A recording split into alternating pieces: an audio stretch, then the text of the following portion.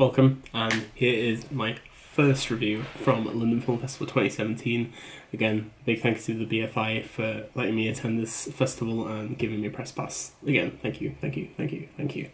So this afternoon I did go to the Embankment Cinema, which is a pop-up cinema that the BFI gave for the festival. It's pretty cool. You should go check it out. I think Cillian Murphy was there after me, which made me sad, so we connected through aura, I guess. But 120 beats per minute. A film directed by Robin Campillo. It did very, very well at the Cannes Film Festival. Obviously won the Grand Jury Prize, which obviously winning anything from your peers is always a good thing, I guess. It's a very detailed, intricate, tender yet strong story about the HIV crisis in France in the 1990s, and about a gang of sufferers and supporters called Act Up Paris. And basically we kind of follow a very interesting formula of how they live their lives. They go to meetings, they discuss, they debate, they plan, and then we go obviously to the situations where there's a couple of vast protests or breaking into pharmaceutical companies, various things like that. So it's it does get a bit repetitive in some aspects, but at the same time you have very elongated scenes of lovemaking or conversation, which is a very obviously typical French cinema kind of taught. So you kind of get used to it. Obviously watching Ishmael's Ghost this year, very similar, very long winded debate, discussion, dialogue. It's just very, very dialogue heavy, and it's been 2 hours and 20 minutes long, this film. So obviously you have to pay attention. There were moments where I did actually lose interest, because I did feel like some of the scenes were too long. It was interesting, as at the beginning of the film I felt like I was going to learn a lot more about all of the characters, all the main characters of the film, but I didn't actually. You have Sion and Nathan, who are the two main characters, and those are the guys that obviously you're going to learn more about. But obviously I did want to learn more about Tiamat. I want to learn more about the girls like Sarah and things. I thought that would be more interesting. Well, not more interesting, but I would have liked to learn more about their lives and what made them join ACTA at Paris. Obviously, as a history student, a history graduate now, I didn't actually know about the issues that were implicated in France during the HIV crisis and how bad it was in France.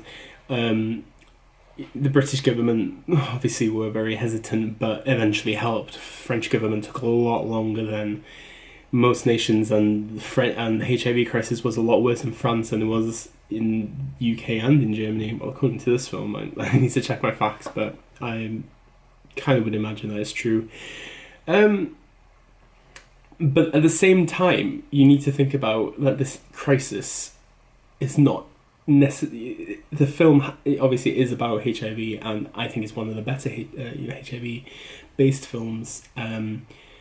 But it's a universal issue that we have of healthcare for people that need that help, and obviously, the United States is one of those countries right now. Louis Theroux just pointed this out just last Sunday about small towns being overprescribed pain medication, and they turn to hardcore drugs like heroin. It's just very poignant right now, and it's come out at a very, very, very good time for this film, and for it to just even spread the story. I found the story very intriguing, very, very intriguing. I did really like Noel Perez Biscare. I can't pronounce his name. He was very good as Sean. He's very campy. He was a proper queen as you can say, but inside there was this massive beast of a political behemoth that wanted to come out at all times, and that's what I really liked about him. He was just very, very good, and the standout in the film, if you ask me. Arnaud Valois, who played Nathan, was very good. He was very mysterious at the same time. He was like very Heath Ledger in Brokeback Mountain, where he was just like, you wouldn't believe that he was gay sometimes, but it was very interesting. Obviously, he didn't have the HIV virus, but he wanted to help Actor Paris and fell in love with Nathan. And it was just a very nice love story on top of that. One scene that got me was one of the middle of the pecking order cast. He passed away in the film, and then they had a funeral procession for him. And that was the one point where I was just like, this generally feels like a community, and I feel like that they gave a lot of life to Actor Paris in the 90s. I watched a couple of YouTube videos about them, and I felt there was like a lot of organicness, and I felt like there was a lot of study. But Roman Piclot did actually base this off his own life and his experiences during this time. So I thought it was very, very good, very, very good in that aspect. The only thing is, like I said, it's a strong film that has a very strong message. It's a bit too elongated, and there are scenes that could have been cut, in my opinion, and it could have been a lot fresher. There's too many endings to it. There's an ending after an ending after an ending. I don't think Piclot could decide what the ending of the film was. But I do like the actual ending, and maybe it should have been that. But it is very brutal in some scenes. You learn a bit more of the harsh realism of what this disease gave to, just submerge them, what this disease submerges into people, and the issues that cause to friends and family. Very interesting. Obviously, seeing Angels in America this year as well. Obviously, that is a very great depiction of it, but this is a very good film version of it. A very good start to London Film Festival. I can see why there was an uproar why this didn't win the Palme d'Or. Probably one of the strongest French films I've seen in a very long time. Obviously, I've not seen La Main Double yet, which I'm hoping I can see while I'm here, because I need me some Francois Ozon in my life. But there we go, guys. Very strong movie. I don't know if I'd watch it again, but there will be a written review on my website, www.thatmovieguy.co.uk. It'll be on Letterboxd. Keep following me on Twitter at thatmovieguy.uk. Follow me on Instagram. Everything is below in the descriptions. Please just follow my adventure. Then obviously tomorrow we'll have a review for People Don't Die in Liverpool, Film Stars Don't Die in Liverpool, and we will also have a review for The Shape of Water.